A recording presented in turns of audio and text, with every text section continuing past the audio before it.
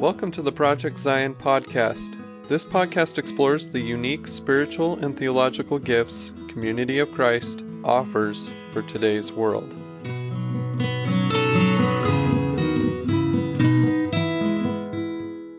Welcome to Project Zion podcast.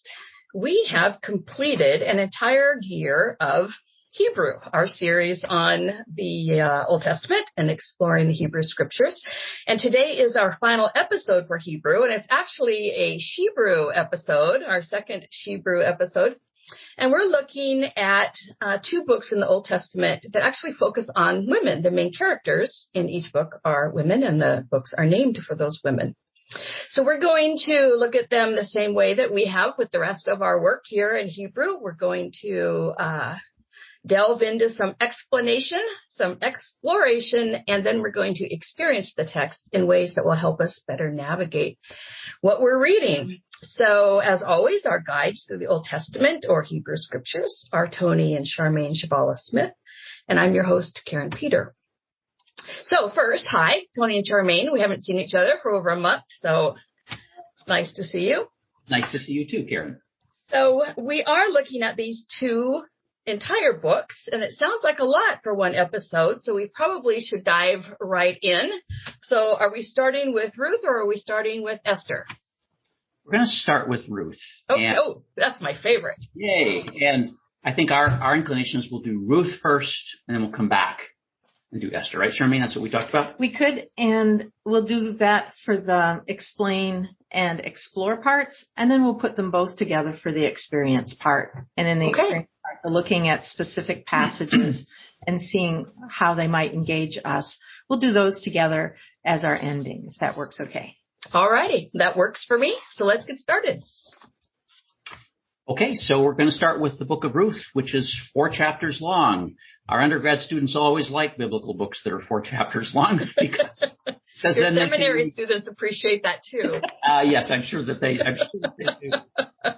So what do we have in the book of Ruth? We have an artfully constructed short story.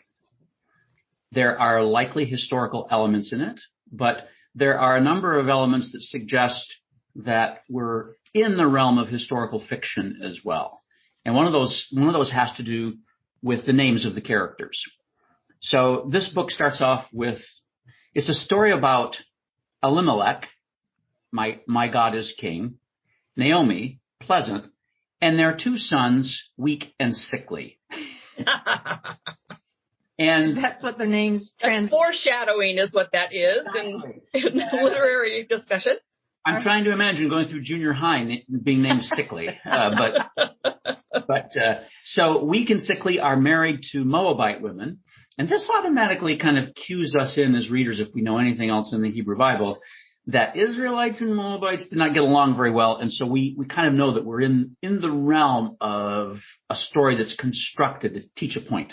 Good. And one thing I want to add into this, the context part, is that Naomi and Elimelech have moved from their home area around Bethlehem to Moab because of famines. And I think that's a really interesting thing to always remember in the stories from this area of the world, is that many things are run by the rainfalls or not. And so not unlike today, they have to migrate at times when there's a shortage of food because the rains are not coming when they are planned to come. And so Naomi and Elimelech have gone to Moab to try to survive. And there their children, their 2 boys, are become grown and become married to women from the area.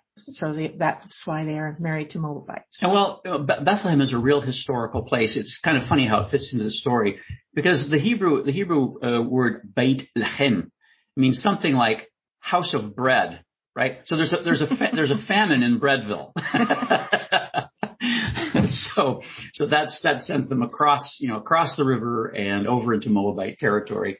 So that's how the story gets going. All right. Okay. And the story is easy to rehearse. The two sons have died. Weak and sickly, as we anticipate, have died.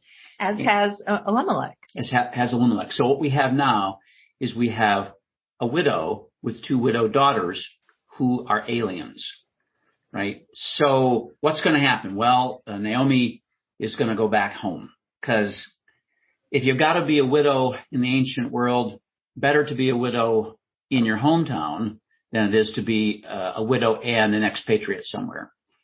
So as the story moves on, then Ruth, one of the Moabite daughters-in-law, chooses to go with Naomi back to Bethlehem, which then we have 2 vulnerable women, a widow and a refugee who belongs to a hated people.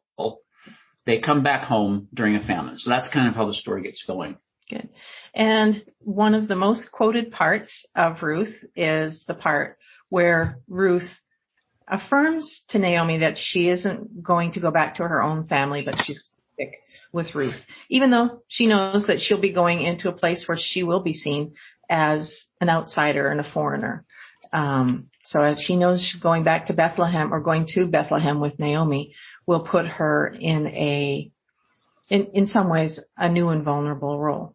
So that's the part that we often hear is the part that Ruth says to Naomi, which is, I'll go where you go. Your God will be my God. That's the part that people often hear and use in things like weddings, which we'll talk about a little bit later on, about actually there's way more going on here. Well, weddings and women's retreats. Oh, so yeah. For all our female listeners out there, women's retreats are a long tradition in Community of Christ, and I cannot tell you how many of them I have gone to where they have chosen this as this kind of female fidelity or solidarity or relationship. But if you really look at the text, that is questionable. Right. And I mean, there's lots of questions that can be raised. We don't know. This story doesn't give us any background as to what Ruth's situation would be if she stayed. We don't know if Naomi really wanted the girls to come with her or not.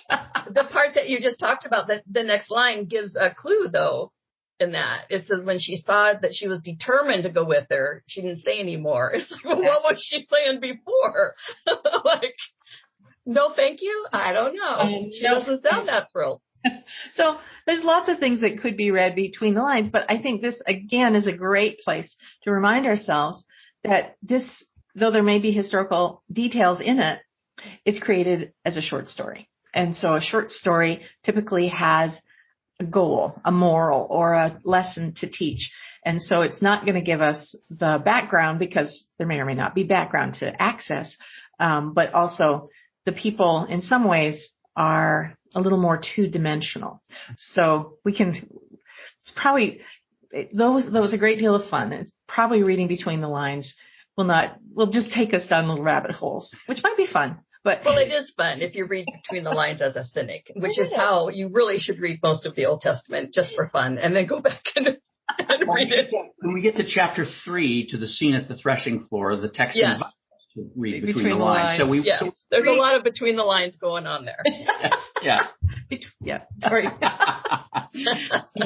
Just a couple other things. When was this book written? Well, this is a book that scholars really disagree on. And some see it as a very ancient text, maybe from the time of King David, so roughly around 1000 BCE. I think the bulk of scholarship currently sees it as a later text written after the Babylonian exile. So sometime after, the 500s BCE. A couple of things suggest it's a later book, though of course the story could have circulated orally in some form for centuries. But in the form we're reading it, so one of the key figures is a Moabite, and in the book of Deuteronomy, which is a later book that comes together during the Babylonian exile, the book of Deuteronomy says this in chapter 23: "No Moabite shall be admitted to the assembly of the Lord." Right. So these biases have been concretized. Yes. Very explicit. The Moabite prohibition. Right. And so here's a little short story that says No, you're wrong. In other words, it could be written as a rejoinder to this Deuteronomic law. And then secondly, you can read Ruth as a kind of counterpoint to the book of Ezra, which is definitely from, say, the 400s BCE. Ezra, which has a kind of, for its own contextual reasons, has a kind of ethnocentric view of Jewish identity. And yet here's a book which says, well, no, and I'm going to get to the punchline of the book right here. No, remember King David, our greatest king that we wish were still king? He's part Moabite. His great grandmother was a Moabite. So in other words, there's this conflict in the Hebrew Bible about what does it really mean to be part of God's people? So just one of the specifics, Tony was talking about Ezra. One of the things that Ezra institutes, because he's concerned about the identity of the Jewish people being what's the word? Anyhow, becoming less concrete, of it being dissipated. He's afraid it's becoming diluted. Yeah. Diluted, that's the word I was looking for. And so he institutes this: if you're married to a non-Jewish woman, divorce her, out with her. And, we want to be pure, whatever that means, since we can see anywhere we read in the Bible that this was not a purely ethnic group that only stayed within their tribal boundaries when it came to marriage. So pure was really a silly word to use with the mix that was already there. But it was this context to keep our identity without it being watered down at all and becoming too much like everybody else around us. So well, we have a little bit of that in the Doctrine and Covenants. Yes, we do. Yes. Yeah. There was a time. You marry outside the faith, you're weak in the faith. Exactly. You're unevenly yoked. Exactly. Yeah. Here we have in parts of the Hebrew Bible, Tony, if you marry one of those Canadians, you're going to start worshiping their Canadian gods. And Tony's like, yes, I really want to worship the Canadian gods. You're going to have Thanksgiving on October 1. So this is the story. This is the story of Ruth. And part of the story wants to show that Ruth, the Moabite, practices this greatest of all virtues in the Hebrew Bible, chesed, steadfast love. Though I don't think it's a good translation, because when we hear the word love, we usually think of feelings. And in the Hebrew Bible, chesed is way, way, way, way more than a feeling. It's an act. It's a willed act of loyalty at whatever cost to yourself. And so she's willing to do that. And so she follows Naomi back to Bethlehem, a refugee, a vulnerable widow. They have no children. There's no future for them except to try and survive. And so they arrive back for Naomi, new for the first time for Ruth, to Bethlehem. And yes, Naomi has family there. And we learn later in the story that her husband has some property there. She can only access it by selling it. So she can access those as resources only by selling it to a next of kin. So she's vulnerable because as a woman in that culture, she couldn't do a lot of bargaining. She may very well have to take whatever price her relatives, her husband's relatives, ask. So, or offer, I should say. So we have Ruth now. Naomi's her only contact in this whole new world. And so she's looking to Naomi for instruction and guidance. But she takes the initiative, Ruth does, to say, I'm going to go and glean around the fields. So again, there's this very Jewish identity piece here where the law says to not harvest all the way to the edges and to let the poor come and glean in the field. So she takes that on to go and glean, and she eventually ends up in Boaz's field. And Boaz happens to be a relative of Naomi, and he notices her and finds out from his harvesters her story and her dedication to Naomi. And he takes special care to make sure that she's not bothered by the men, the young men. I.e., Reed sexually harassed. Yeah. Yes. And he also says, go along with my women who are there, and the men have been told not to bother you. And he then instructs the harvesters to pull out some of the grain from the sheaves so that she will find them. And then he invites her, this foreigner, very poor person, to come and eat with them when they stop to eat for the day, and offers her the cooked barley and wine and bread. So I think that there's a whole bunch of themes that are woven in there, but the idea of hospitality is there, kindness, thoughtfulness, an awareness of and lifting up of this dedication that Ruth has for her mother-in-law.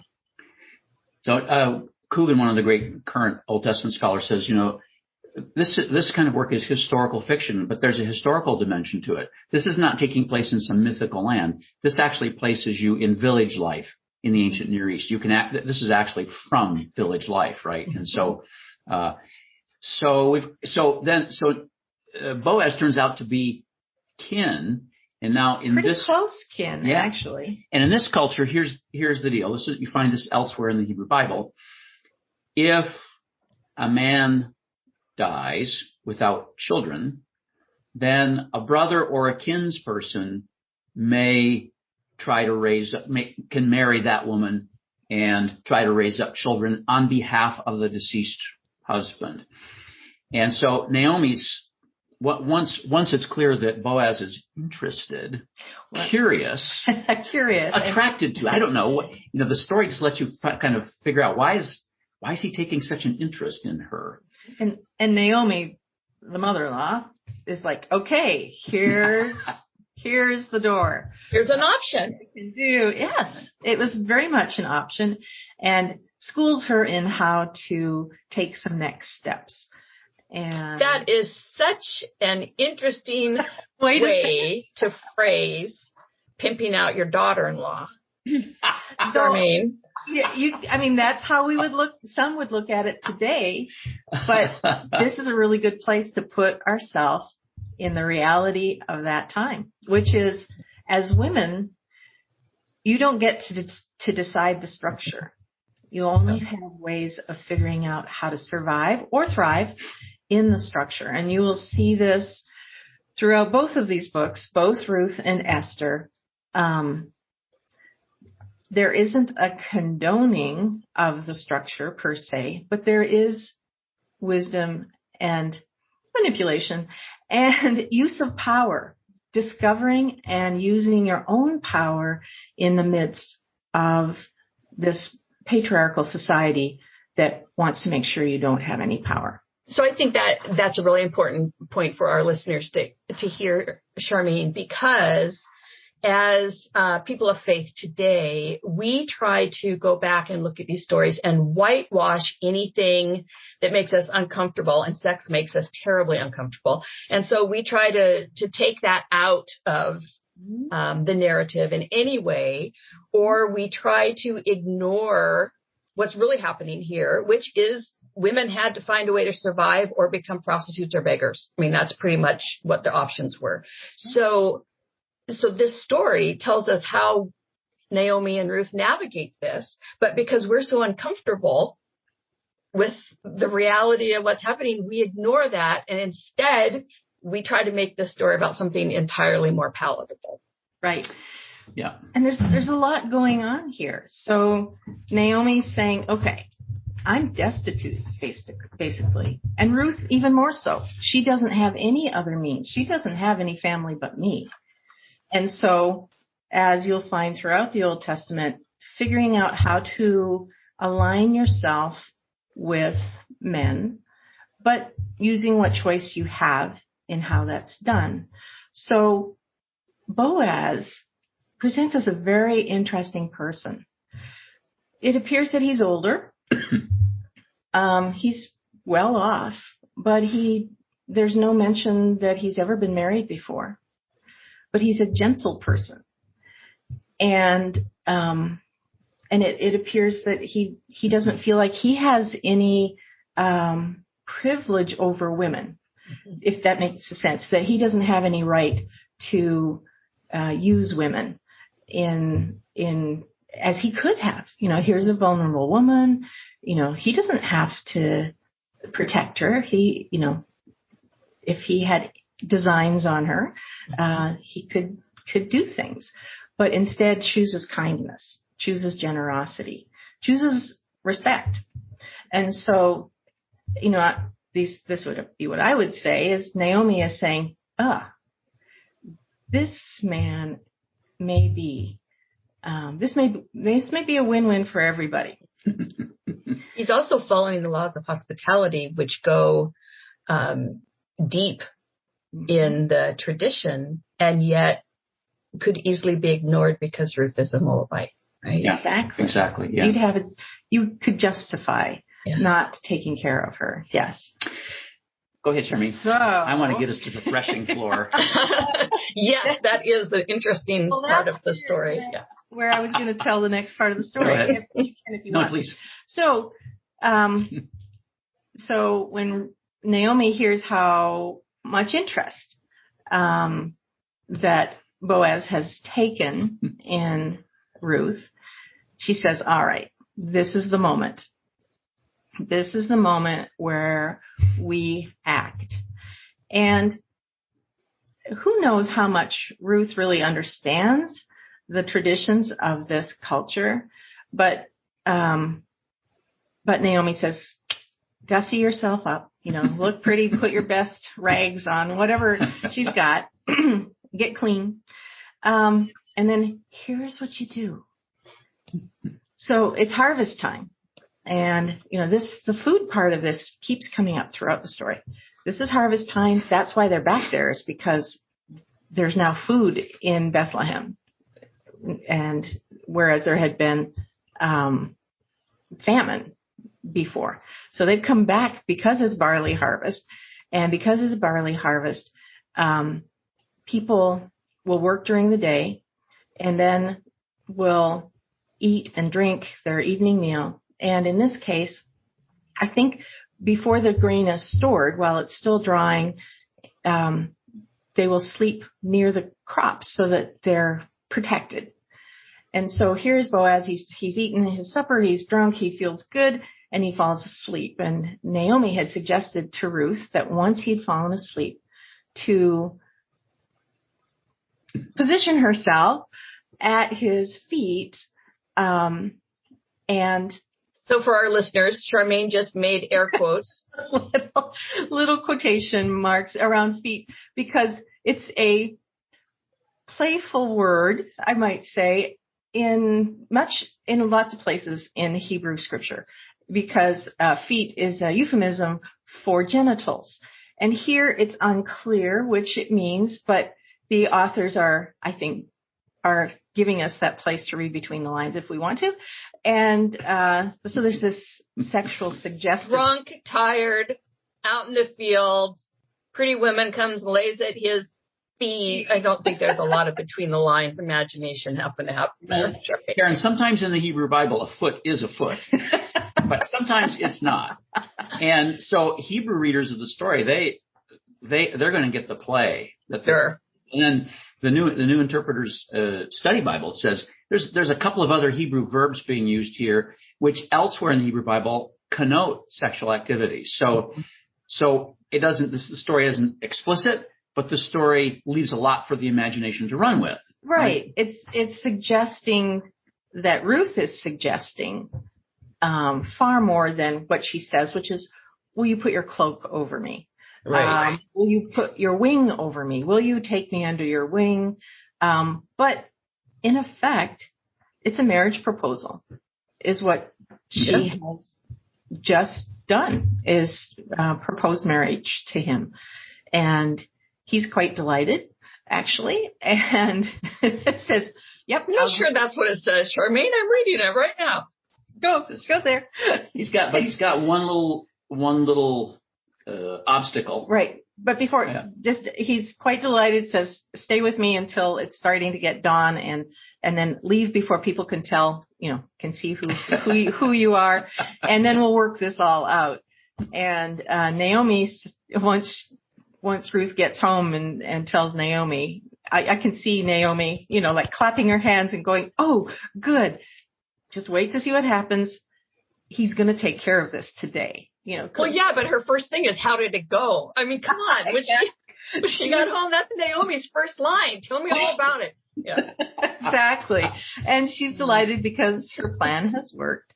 And Boaz has said, he's acknowledged her proposal for marriage by saying, I will do what you say, which is to go and find out, and this is interesting. He already knew he wasn't the next of kin. He knew who the next of kin was, who was in the way, who could choose to buy the land, Naomi's husband's land. He already knew. So I don't know if he'd been doing research or if it was just everybody knew who the next of kin would be, who would have option to buy that land. So then there's this transaction at the village, at the gates of the village, and this is actually true to life in ancient world. This is the gate, the main entry to a village is where the guys sat around and did business, right? And so it's kind of funny how Boaz does this. He says to the next of kin, "You want the land?" And the guy's kind of like, "Well, yeah, I could do that." And then there's the Moabite girl comes with it, and he's Boaz says. I don't want the refugee girl. That's going to complicate my inheritance stuff. And so Boaz is like, yes, right. Right. And right there and then in front of the 10 men that were needed in order to solemnize a deal, he basically says, well, I guess I could buy it.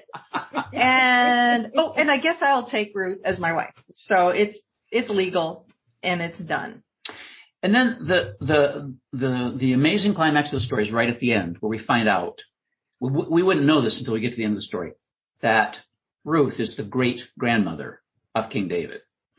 Right? So if this book is, we'll say, published in the 5th century BCE, when there's a real strong focus on protecting the boundaries of Jewish identity, both ethnically and religiously, and you discover that the great grandmother of Israel's most renowned king was a Moabite.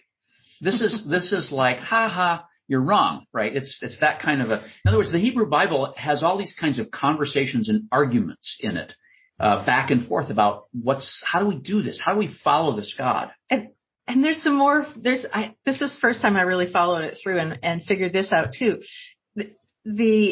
It has these two little kickers at the end as well. So at that end, where it talks about David being the great grandson of Ruth, it also makes connections back to farther back in the ancestral stories, where we've talked a little bit about Tamar, who was married to and then to Onan, and they both died, and she should have then been the wife of the next brother, Shelah, and their dad never made that happen, partly because they were afraid she was like a bad omen, and whoever was her husband was going to die, and that was, his next son. But so she was not taken in properly into the family and secured her future or to have children within that family tribe. And so she becomes she pretends to be a prostitute and has sex with her father-in-law and has babies by him, twins. One of them is Perez. Perez is the ancestor to Boaz. So so it's like this story has a lot of sexual issues all the way through. And there's two mentions of it near the end of Ruth. One is where the townspeople kind of give a blessing. May your line be as productive as Perez's. And everybody would know, why did they pick that particular? They could have gone back to Judah, but they said to Perez. So there's this playfulness again about this. You have figured out how to make this work. Yeah. Right. And then there's this sexual uncertainty about the past as well. And it's possible that Tamar was also a Canaanite. So that again tags that whole story that, wait a minute, this is, this whole line that leads to David is anything but pure. And so it's kind of playful. And then again, Perez is the one who's mentioned as the primary ancestor, and then it comes on down to Boaz. So it's and then to David. So it's really fun to see all of these links into the bigger story of the Old Testament. So that's the book of Ruth. And, if we're following our pattern here, just to some exploration. So we'll do some exploration of Ruth, then we'll go back and pick up Esther. But, so one of our problems with these stories is our tendency to repatriarchalize them and domesticate them, right? We turn Ruth and Naomi into models of whatever ideal womanhood is, when in fact, no, they are struggling to survive, and they're going to use whatever they can to survive in that cultural context. In spite of the patriarchal system. Or to spite the patriarchal system. And how amazing it is that here in the Hebrew Bible, we have a story in which two women really take an active role in creating a different future for themselves. Obviously, within the patriarchal construct of the time, they have no other options than that. But inside of the construct that they're stuck with, they choose to create a different future, and that's a really powerful thing in the Hebrew Bible. And it's not just a future for themselves, but it's for all of Judaism.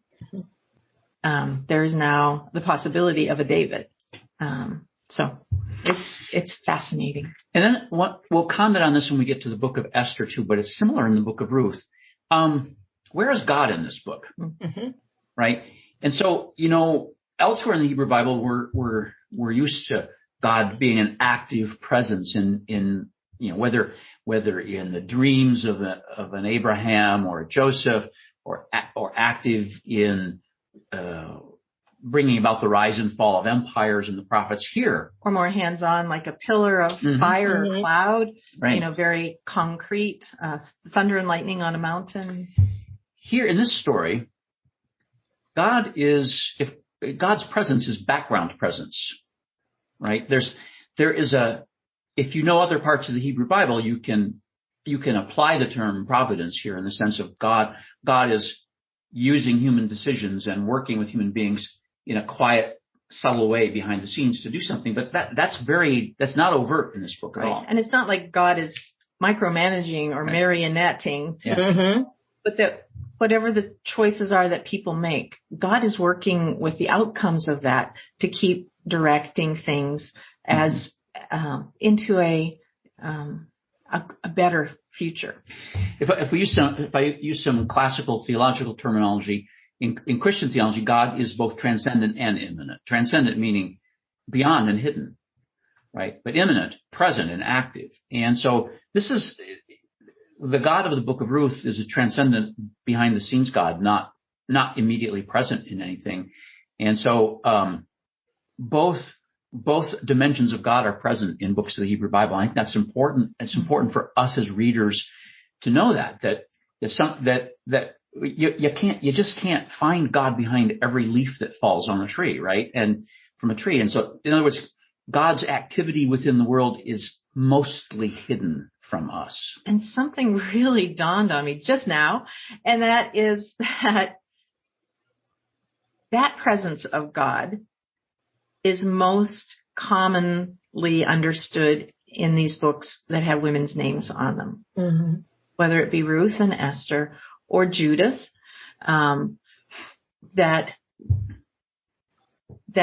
since they are not the people who have power in the culture, there's the sense that they're still assuming God's presence with them and that God can use what they do. And I think that's one of those strong messages that comes through is God is using these people who are way, way, way down, whichever patriarchal society you're looking at, whether it's the Hebrews or the Jews or the Babylonians or, later the Greeks, the Syrians, the Romans. Women are always down at the bottom. And yet there's this sense that even those people at the bottom can count on God using their best actions and decisions if they're willing to let God do that. So I hadn't really thought about that, but it's another way of saying even though women, aren't going to become queen or, over Jews and have real power, because Esther doesn't have real power right. Anyway. She's a beauty queen. She's not a real queen. Exactly.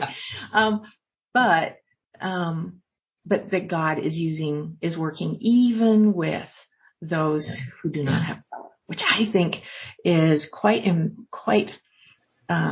empowering and radical, but it's there throughout these stories. Because I kept asking myself, and I came up with some disturbing answers to why do we have these stories that are at least part fiction, if not wholly fiction, where women are the heroines, where in the history there are very few heroines because women typically aren't given power, but these fictional stories that become very popular, so popular that they end up in their scriptures, why are women the heroines?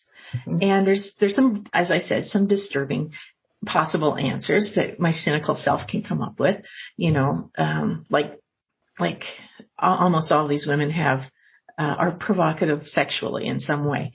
And so it's like, we have to have sex in a story, in a novel if we want to sell it. So, there's that part.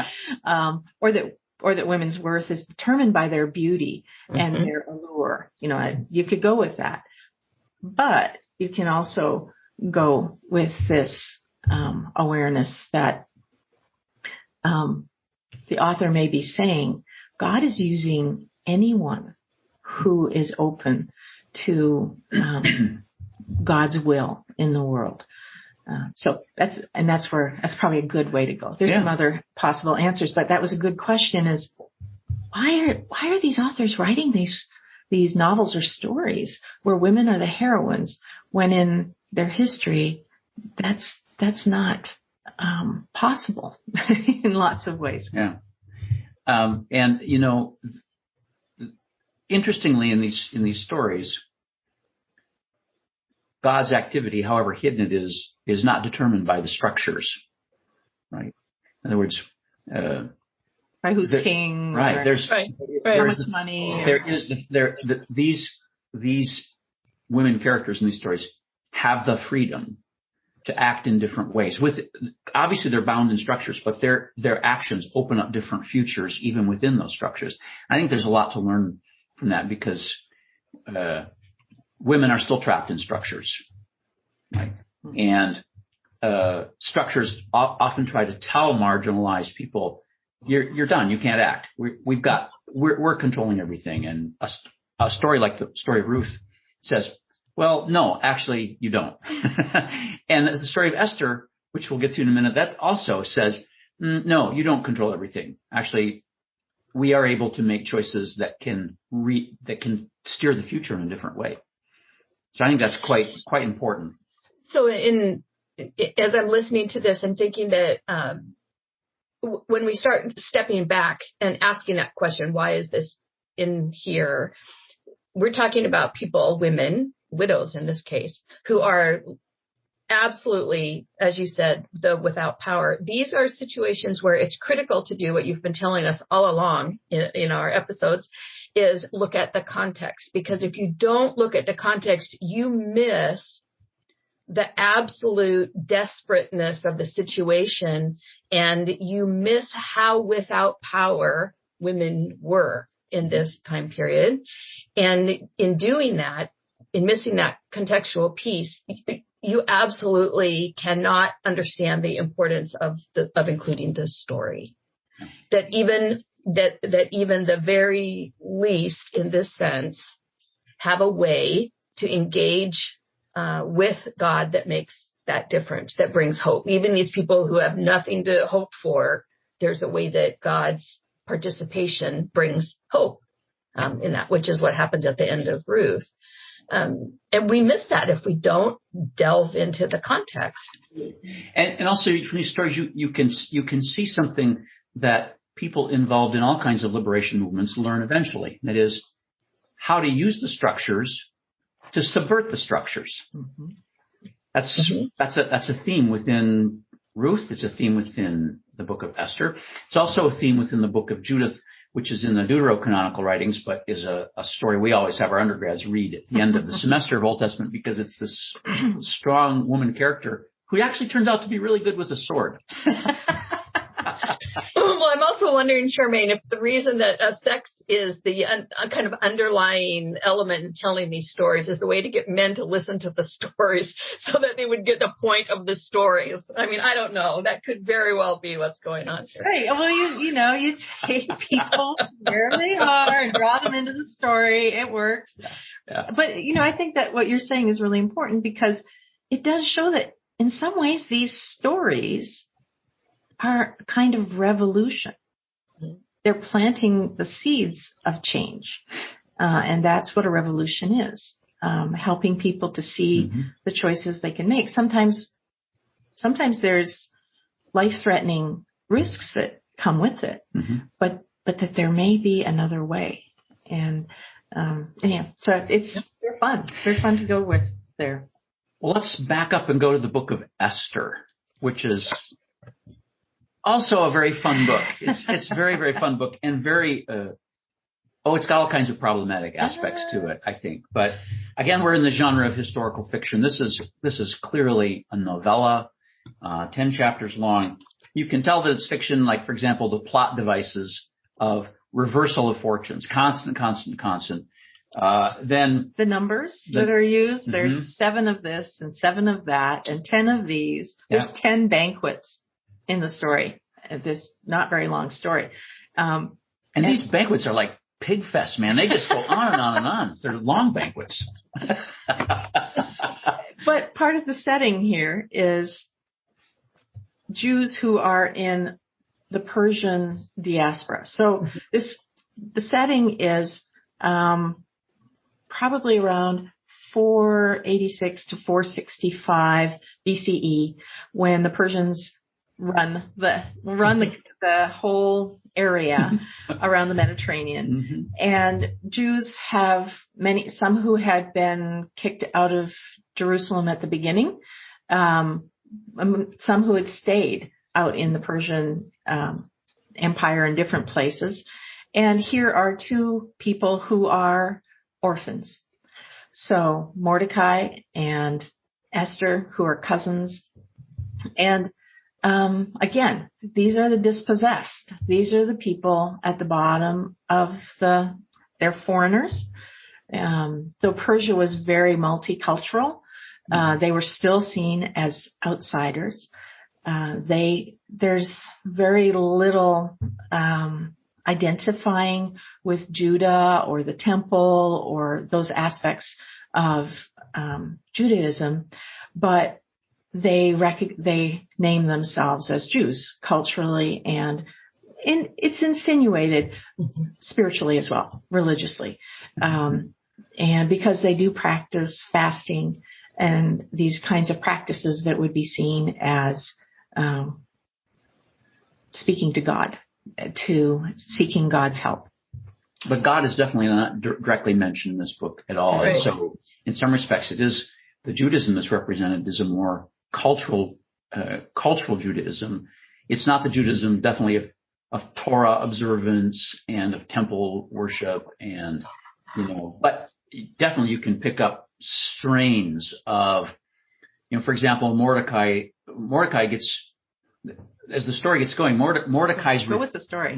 Mordecai's refusal to bow down to Haman, who's been made kind of second in command of the empire.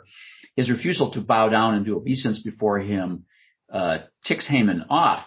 But a Jewish reader understands why, right? He's not willing to worship a human being. Mm-hmm. And so they're not that cultural. It's not that just a cultural Judaism. It's also, there's other things that are deep in them as far as how they think about the world. It's just that Jewish piety is more in the background in the book than in the foreground. Yeah. But it's understood contextually, and so we have to be willing to look at that. Right. So the story develops that the king, who has a bit of an ego problem, he wants to parade the queen, Vashti, around in her robes and crown and everything. And she says, not today, and he just takes terrible offense, and she's gone.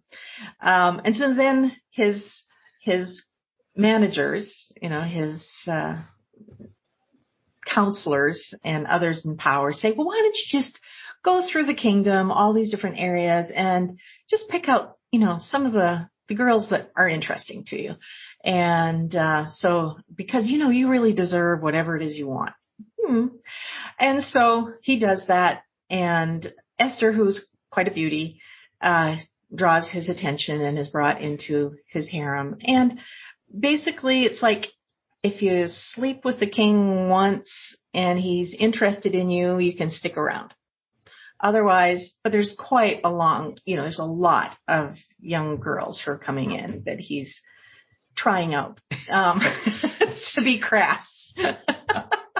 That's the story. This is crassness is my contribution to the discussion, Charmaine. I'm so proud of you. This is like the Miss Persian Empire beauty contest. Only Donald Trump runs. That's what it is. I don't exactly. Only the judge gets to sleep with all of them. So okay.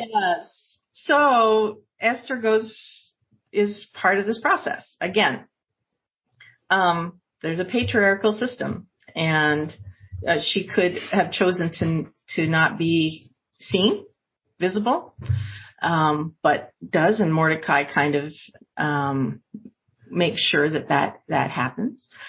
And then Mordecai is there. He's outside the palace. He comes around. He's kind of trying to keep an eye on her. He's kind of like an uncle, older and trying to care for her. And in that process, he overhears a plot to kill the king. So he tells the king's folks that there's this plot, and it's stopped, and so the king is fine. And then Naaman, who Tony mentioned, or Haman, who Tony mentioned earlier, is plotting to make sure that he gets as much power as possible in the shadow of the king. And so he does this whole thing where people are supposed to give obeisance to him, bow down, acknowledge that he is superior to them. And Mordecai, who's outside the gates of the palace, Susa. In Susa, outside on the edge of Susa, actually, refuses to do so. And this really ticks Haman off. So Haman basically plans out a genocide against all Jews. We wish this were, in the storyline here, it's fiction. We wish it were just fiction, but it's not, that's not historical fiction at all. And so Haman out of his rage and vengefulness, wants to just have all Jews killed. And so he manipulates a thing with the emperor to have it, to set up a day in which there's going to be an empire-wide pogrom against Jews. And so that's where the action starts getting very interesting in the book, where Haman, Uncle Haman lets Uncle Haman. Well, I'm sorry, Mordecai. Uncle Mordecai lets Esther know what's going on and says to her, "Don't think you can hide. You're Jewish too." Mm-hmm. Right? And so basically saying, you have a choice here. Will you make it? And so she then says, have all the Jews in Susa, bring them together, have them fast for 3 days. And I'll be doing the same with my maids. And then I'll I'll take my chance. And her chance here is to gain the ear of the king, which is a dangerous thing to do because you can't go into the presence of the king uninvited. He has to invite you with his scepter, acknowledge you, and then invite you in. And as a woman, to be that presumptuous, to assume that she should be in his presence, even though he has, in the intervening time, been so pleased with her that she is the queen, and she has a crown and robes and all of that. But she knows that if she tries to get the king's attention and pushes too far, that like Vashti, the previous queen, she could die. She could be out of there. So she knows the risk she's taking. And this is really interesting because what she does is actually what the men in the kingdom do. So where the king sits in his big room, there's a doorway opposite of him, and he can see out into the courtyard. And so Haman does this a little later in chapter 6, after she's done it. But it just seems to be what men usually do to be recognized by the king. And you place yourself opposite of that doorway so that if the king wishes, he can acknowledge that you're in the courtyard. But again, being a woman, making any kind of demand on the king could be unhealthy. So she, as the commentator in the New Interpreter's Bible, Study Bible says, this is the first occasion in this book where a Jewish character takes on power, exercises power. So she gets dressed up in her robes, and with, all of who she is, she goes and stands to see whether or not the king will acknowledge her. Because here, this isn't just, will she be ignored by the king and told that she's nothing? There's also the personal part. Will she be ignored personally? And what that does to people when they are dismissed or invisible. And he acknowledges her. He recognizes her.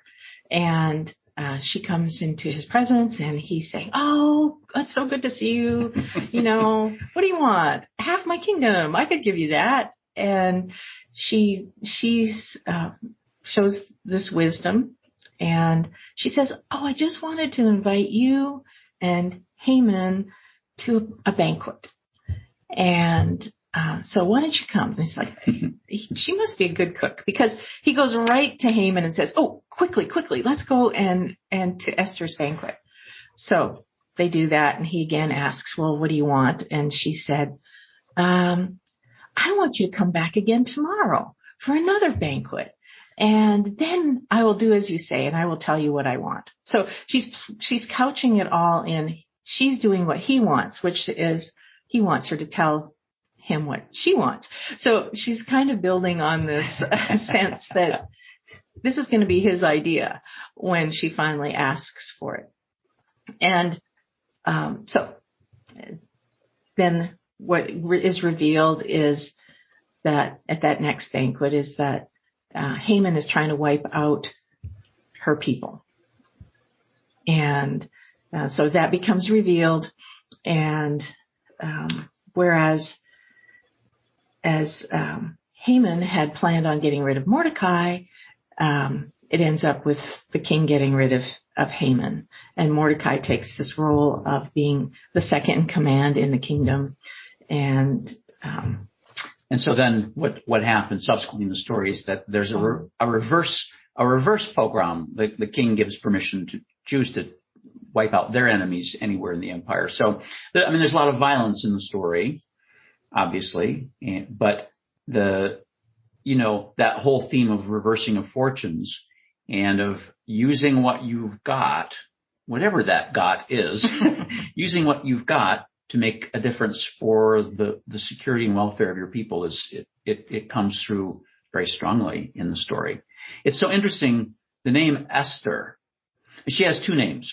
Her Jewish name is Hadassah, but in most of the story, she's called Esther, which is connected to the Babylonian goddess Ishtar, who is the goddess of sex and warfare for the Babylonians. And scholars will also point out there's also a related Persian word which means star, right? So it's not clear whether Esther is meant to be Ishtar or a star in the sky, or whether it's a combination of both, because these religious symbols tended to blend. But interestingly, while retaining her captivity name, Ishtar, she acts on behalf of her Jewish identity. And you see a similar theme in the book of Daniel, where Nebuchadnezzar renames Daniel and his three friends, gives them Babylonian names. But even with their Babylonian names, they also act on behalf of, they're faithful to their Jewish identity and faithful to their faith in the one God. So this seems to be a theme in some of this later Old Testament literature, that, you know, whatever the culture says you are, you get to be what you want to be. You get to be what you're called to be, regardless of what the culture calls you, right? So you might be called Ishtar, which everybody in Persian and Babylonian culture knows as a goddess, but you get to be Hadassah if you choose to be. So I think that's an important theme for us, that whatever one's culture tells you what you are, there is a freedom to say, no, I'm actually not that. I'll wear that, but I'm not that. So I think that's kind of an interesting theme in this book. Which would have been really important to Jews who were living in a place that was not part of their identity and culture. Yeah, absolutely. And where you might not have much control over that, but you do have control over what you will make of your identity. Traditionally, and a lot of scholars think that the book of Esther might have been written to justify a Jewish feast called Purim, the Feast of Lots, which is of uncertain origin. Some scholars think it was a Babylonian festival that Jews in the Persian Empire adopted. But the casting of the lot is an important feature in the story. That's what Haman casts a lot to decide what day on which to have his pogrom against Jews. But then, of course, this is all turned back on him. But Purim is an important Jewish festival to this day. The thing is, I don't think you can say that this book was written to justify that, to explain that. I don't think that's adequate to say that this book came into existence to justify a theme. To promote it. I mean, that's what some scholars do. Yeah. So you can go on, you can Google it or go on YouTube and see Purim celebrations. It's a children's holiday, most now, and celebrated with dressing up as beauty queens and having the king select his favorite, being Esther, and you have Mordecai, you have Haman. You eat a certain kind of cookie. I mean, there's all kinds of fun. It's like it's an established celebration and a way to tell it that children begin to understand and rehearse the story of their identity, even in captivity. And it's a fairly secular. Very much so. And again, YouTube, you can get all kinds of fun. Get all kinds of fun things to watch on that, of Purim celebrations around the world. Yes. And all I was trying to say was that in relation to the Feast of Purim, I don't think you can simply reduce the book to being a story about that, though it's connected to it. It's kind of like an etiology. Yeah. Why is it that we have the festival of Purim or Purim? And but it could be that, but it could also be that the story then promoted that idea. The story might have come first, and then the celebrating of that came after. Could be the other way around. But there's such a strong element in the story of acting within whatever situation you find yourself to protect and preserve the identity of your people. That certainly was not outside of the purview of the author of the story, right? So in other words, the author had multiple motives for writing the story. And if we look at these two books together, we begin to see some kinds of messages that come through them both.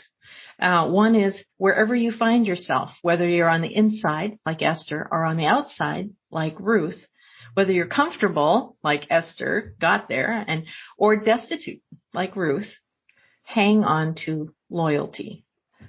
If you're under patriarchy, and who isn't, use it to your benefit. And, you notice in the stories, the men are kind of quite driven by their ego needs.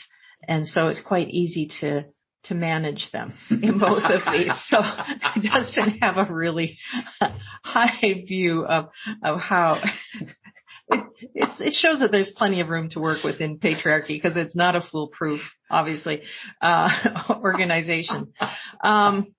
Another message is claim your allegiances boldly. Esther approaching the king for the sake of her people. Ruth accepting Naomi's God and family and choosing to separate herself from her own world. Both tell stories of women who make a space for themselves in an unpredictable and unfriendly world. But even their faithfulness, and in both of these books, it's hard to tell, is that faithfulness to family, to tribe, or to God, or maybe all three. But it creates a space for something else to happen. And that's, again, the idea of providence, that God can use that something else, or that space, to create something else. So I would say there's 5 good news pieces in these books. Your status, whether it's an orphan, whether it's a widow, whether it's an outsider, it does not determine your worth or your future. And then seeking personal comfort or following the rules or being a nice, quiet girl who lets men make all the decisions, it's not an option if you are to survive physically and spiritually. The third one is, though you may have few choices, choose risk and change for the sake of love, loyalty, or faith. So you can do this. And fourth, be who you are. In this case, unapologetically be a woman. Physically, mind, and spirit. Let all of who you are be and act. And then welcome the help of others. For Ruth, it's Naomi, and eventually Boaz. For Esther, it's Mordecai, and then her maids and people who are supportive of her, who are fasting with her. And then trust yourself and others selectively, and God. And then the last one, the good news is food, food, food. Because in Esther, there are 10 banquets. And it's at the banquets where some of the important plot line, the things that move the plot line forward, happen. So, and food, you think about Ruth again, food greases the wheels of possibility. Esther's 2 banquets where she gets the king's interest and ear. The food is what drives Naomi and Ruth back to Bethlehem.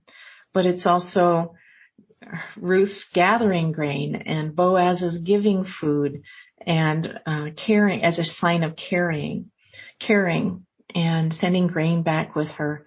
All of these, food is everywhere in these stories. And I think that's something that we sometimes, yes, it's part of generosity, but it's also something else. It's about, what is it we say about maintaining each other? What does it say about the source of where things come from and who's involved in it, in the making and the offering? It's a kind of connector that we often don't think about. And these stories, and actually in Judith as well, food plays a very prominent role. So just a fun little piece to think about. I'm going to share just for the experience part. And here again, we know that scripture has been used to harm people. And so we were wanting to provide a different way of approaching Scripture. And so the way that we do this in this experience part of these podcasts is to find ways to identify with the characters and then see if there's anything that's happening in the character's life that fits for you. And let that be the invitation into the Scripture rather than in some of the other ways that it may have been used as a power tool against you. So this passage from Ruth, this is that place that I was mentioning earlier. This is where she's trying to go back to Bethlehem and spare her daughters-in-law. And she says, "No, my daughters, it has been far more bitter for me than for you, because the hand of the Lord has turned against me." So we get the sense that part of what she's saying is, go back to your families. Hanging around with me is only going to get you more sorrow because my God's turned against me. And that would have been part of the theology of the day, is that if bad things are happening, it's because you did something wrong. And so they wept aloud again, the three of them. And Orpah kissed her mother-in-law, but Ruth clung to her. So she said, meaning Naomi, "See, your sister-in-law has gone back to her people and to her gods. Return after your sister-in-law." But Ruth said, "Do not press me to leave you or to turn back from you. Where you go, I will go." And so we see again that this is love. This is choice. And it says, "Where you lodge, I will lodge. Your people shall be my people, and your God, my God." So where I would like us to go is to think about who in your life have you hung on to or stayed connected to, even though they or others were convinced that God had rejected them or turned against them. Who have you hung on to? Who is convinced that God has no room for them and that God may even be punishing them? And then think about, how did this change their circumstances? And how did it affect your connection with God?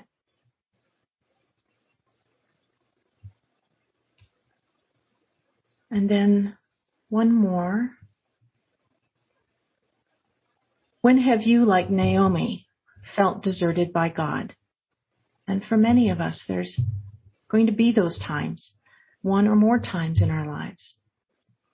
And who, if anyone, chose to accompany you through that dark time?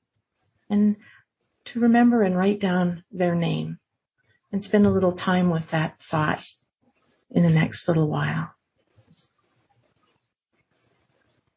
So go on to Esther, and we're going to just pick up in that part where Esther says, "Go gather all the Jews and fast on my behalf," basically so that I'll know what's the right thing to do or have the courage to do it, and I'll do the same. And after that, I'll go to the king, even though it's against the law, and if I perish, I perish. And on that third day, Esther put on her royal robes and stood in the inner court of the king's palace opposite the king's hall. And the king saw her, and she won his favor, and he held out his golden scepter, and she approached. And that's when she invites him to the banquet, the first of the banquets, and asks him to bring Haman. "Bring Haman quickly so that we may do as Esther desires." So the king and Haman came to the banquet that Esther had prepared. While they were drinking wine, the king said to Esther, "What is your petition? It shall be granted you. And what is your request? Even to the half of my kingdom it shall be fulfilled." Then Esther said, "This is my petition and request. If I've won the king's favor, and if it pleases the king to grant my petition and fulfill my request, let the king and Haman come tomorrow to the banquet that I will prepare for them, and I will do as the king has said." And so then the rest of the story unfolds. But here's a question, a thought, and then a question or two. So Esther uses her robes, her dignity, you can imagine her standing there, her wisdom, her position, her cooking, and her courage to take the next step for the sake of others. Think about those in your world who need someone to stand for them or with them right now, and write down their name or names. Or if it's a group, write that down as well.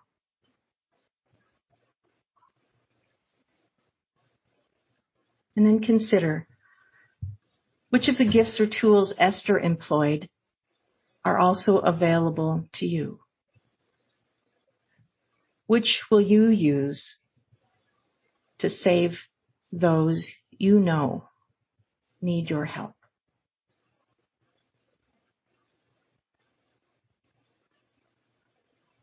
All right. Okay, so those are really lovely ways to experience those passages, Charmaine. I want to thank you for those, because we can get really caught up in some of the detail of the stories, and it's good to step back and look at how they can inform and affect us in our discipleship, particularly as women, and maybe even more so as men who sometimes forget the reality of the powerlessness of women even in our age now. Yeah, important, really important. So having looked at these as our second Hebrew, do you have any last thoughts or comments you want to share about these texts before we go? I have a couple thoughts about these texts. Sure. One is that hope is a verb. It's not a feeling, right? And hope is acting for a new future, regardless of what you think you've got or don't have. And that's clear in both of these texts. And there's another thing that struck me, is, especially as I was thinking about the book of Esther. Dietrich Bonhoeffer, in his Letters and Papers from Prison, this great 20th century German theologian who was hanged by the Nazis, he said he came to this realization that we as Christians have to act, and these are his words, as if God were not given, as if God were not present. We waiting around to see what God wants us to do sometimes is the very wrong thing to do. When we probably know what God wants us to do. And we probably know right. what was just and right to do. And so we have to act for justice on the basis of the best we know in the circumstances we are. And justice here would be that which upholds those who are weak, are the least, are the marginal, are those who have been degraded or dehumanized by others. We will find God as we act for them. And I think in these books that scarcely mention God, both of the main characters are acting on behalf of God, but acting out of their freedom as if God were not given. That it's in some sense up to them. So I think that's another lesson I learned from these texts, both of these books, ethically. And you also can learn that lesson from the book of Judith too, which has a similar situation. I think the last thing I might say is, wherever you find yourself in the world, and I'm probably saying this particularly to women, whether you find yourself in a time of mourning and despair, like Naomi at times, where she's given up and she says, don't call me by my name, call me from my sorrow, call me a different name, because I have no joy anymore. Or whether you find yourself in a place with opportunities that you couldn't have expected, or if you find yourself provoked or called to take a risk, to make a change, to stand for those who most need you to stand with them, to be okay with wherever you might be on that spectrum. God is still with you wherever you are. Thank you. So with that, I want to let our listeners know that we will act in hope as a verb and not a feeling as we continue in 2022 with our podcast. But we're going to begin to explore the New Testament, starting with the Gospels and the book of Acts in January. And so we hope that you will tune in and listen, or go to the YouTube channel, Latter-day Seeker Ministries, and watch the video of these podcasts. So I do have a closing thought that I found that kind of fits in with the comment of acting in hope, but also the comment of women working within the systems to accomplish change as best they can. So this comes from the Reverend Mona West. As each character makes choices that go beyond the letter of the law, and she's referring to the book of Ruth, that character moves toward more authentic existence within the narrative and within society. And so we can thank the Reverend Mona West for her comments there. And until next time with our episodes for the New Testament, we will close. I'm Karin Peter. This has been Hebrew with Tony and Charmaine Chvala-Smith. Thank you so much for listening.